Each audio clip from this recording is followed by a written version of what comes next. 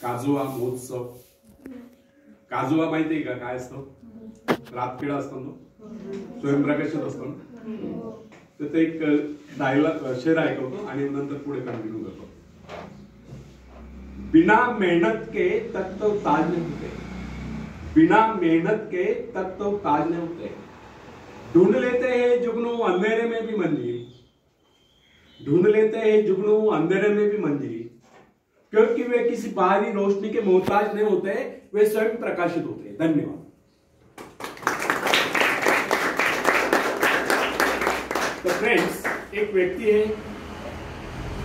जिसके शरीर में स्वच्छ रक्त संचार हो रहा है, जिसके चौड़े कंधे हैं, सुंदर मजबूत 2 हाथ है, जिसका वजन भी अच्छा है, जो सभी अंगों से युक्त तथा शरीर से चुस्त मस्त है. ऐसा व्यक्ति अगर दूसरों से सहायता मांगता है तो आप उसे क्या कहेंगे, उसके बारे में क्या सोचेंगे? अवश्य वह सर्वांग संपन्न होकर भी अपंग कहलाएगा. आप ऐसे अपंग मत बनिए, आप सामर्थ्यवान बनकर दिखाइए. आप ऐसे बनकर दिखाए कि लोग आपसे सहायता पाने की चेष्टा करें. क्या आपको पता है कि आप जिन लोगों को जानते हैं उनमें बहुत से ऐसे जिन्हें किसी दूसरों से सहायता की प्रतीक्षा है. सही बात तो यह है कि उनमें से बहुत से लोगों को इस बात का भी पता नहीं कि उन्हें जो सहायता चाहिए वो कहां से मिलने वाले है. फिर भी वे इंतजार करते और सोचते रहते कि बस अब उनका काम बनने वाला है, उन्नति के द्वार खुलने वाले हैं, कोई उनकी मदद के लिए आएगा, उनके सारे कष्ट दूर हो जाएंगे. क्या ऐसा संभव है? वास्तव में कोई किसी की सहायता करता है? ऐसे सोचने वालों ने अपने गिरेबान में झांक कर देखना चाहिए. क्या उन्होंने किसी दूसरों की कितनी सहायता की? उन्होंने आज तक किसकी कितनी मदद की है? क्या कोई ऐसा व्यक्ति है जो कहे कि उन्होंने उसे सहायता की थी इसलिए वो आज उन्नति की चोटी पर? फ्रेंड्स, यदि आपने या उन्होंने किसी दूसरों की सहायता न की तो फिर किसी दूसरों से सहायता की प्रतीक्षा क्यों? ऐसे लोग केवल अपने भूल के कारण ही आगे बढ़ने से रुक जाते हैं. हर इंसान को चाहिए कि वह केवल अपने सहारे आगे बढ़े, लौटने के रास्ते से मुंह फेर कर बिना किसी के सहारे आगे बढ़ता चाहिए. आत्मनिर्भरता से तो मनुष्य की शक्तियां विराट रूप धारण करके प्रकट होती है. आत्मविश्वास ही सफलता की नींव है. इसी आत्मविश्वास के सहारे हम दूसरों की सहायता करने में सफल हो सकते हैं. एक बहुत बड़े प्रबंधक एडमिनिस्ट्रेटर का कहना है, मैं अपने बेटे को ऐसी कंपनी में नियुक्त करना चाहता हूं जहां उसे कठिनाइयों का सामना करना पड़े, क्योंकि इससे उसकी सहन शक्ति और कुशलता विकसित होती है.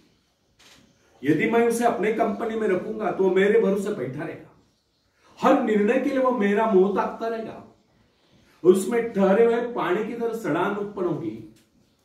आप सभी जानते हैं कि ठहरे हुए पानी पर मच्छर गुनगुनाते हैं तो बहते हुए पानी पर राजस तरते हैं. कितने सुंदर विचार थे उस व्यक्ति के.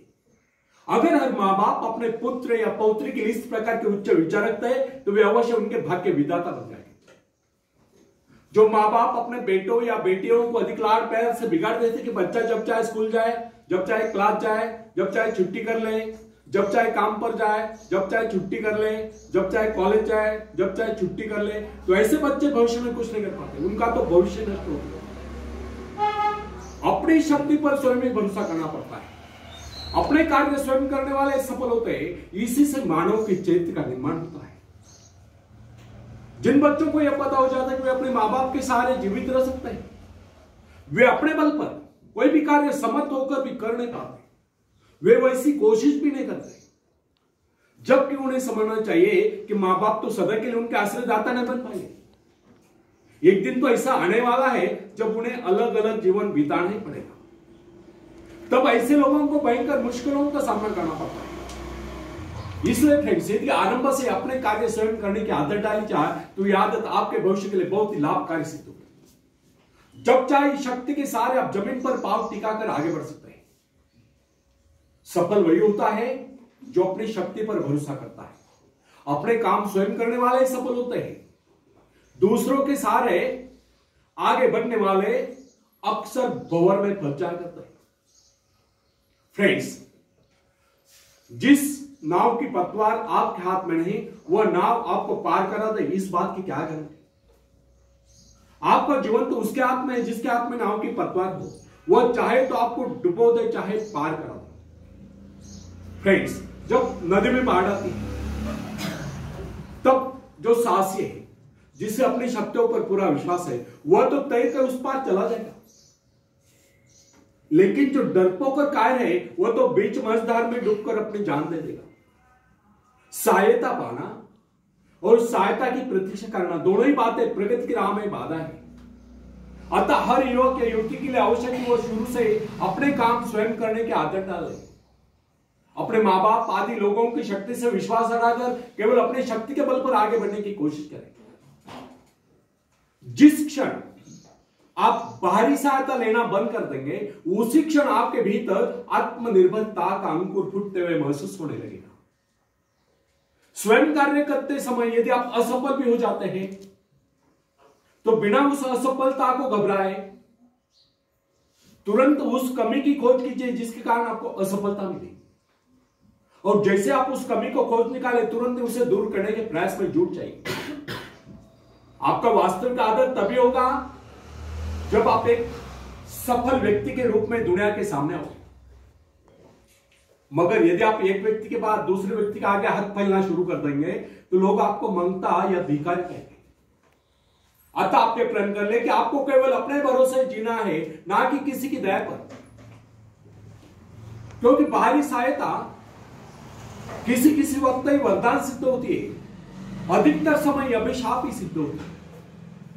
फ्रेंड्स, बाहरी सहायता मनुष्य की काम करने की गति को मंद करके शरीर में सुस्त ला देती है। आप ऐसे लोगों से मैत्री कीजिए जो आपको जीवन में आगे बढ़ने की प्रेरणा दे।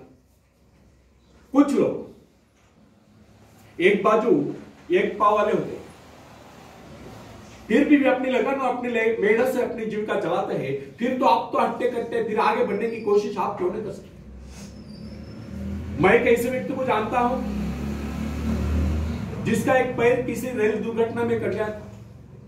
उसने कभी किसी से भिक्षा नहीं मांगी, किसी से दान लेना गवारा नहीं किया, यहां तक कि अपने बहन भाई का भी उसने कभी सहारा नहीं लिया। उसने एक छोटा सा धंधा फुटपाथ पर आरंभ किया। शुरू में वो न्यूज़पेपर बेचने लगा। 2 पैसे बचाकर उसने वजन तौलने की मशीन खरीदी, उस पर अपना पेट पालने लगा। आज वही व्यक्ति उसी फुटपाथ के किनारे एक बहुमंजिला बिल्डिंग में न्यूज़पेपर स्टॉल लगाकर बैठा है, साथ में जेरॉक्स सेंटर भी खोल रखा है। सुना है आजकल वो मोबाइल शॉपिंग भी चला रहा है। वो स्वाभिमानी था, किसी से मदद लेना वो अपना अपमान समझता था। आज वही व्यक्ति उन लोगों को जिनके हाथ पैर सलामत है, ऐसे परिवारजनों को खिलाता पिलाता है, उनके हर प्रकार की सहायता और मदद करता है, तो इसमें किसी को हैरत न हो।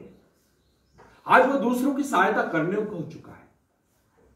वो उन लोगों के लिए प्रेरणा स्थान है जो सर्वांग संपन्न होकर भी दूसरों से सहायता पाने की आशा रखते हैं।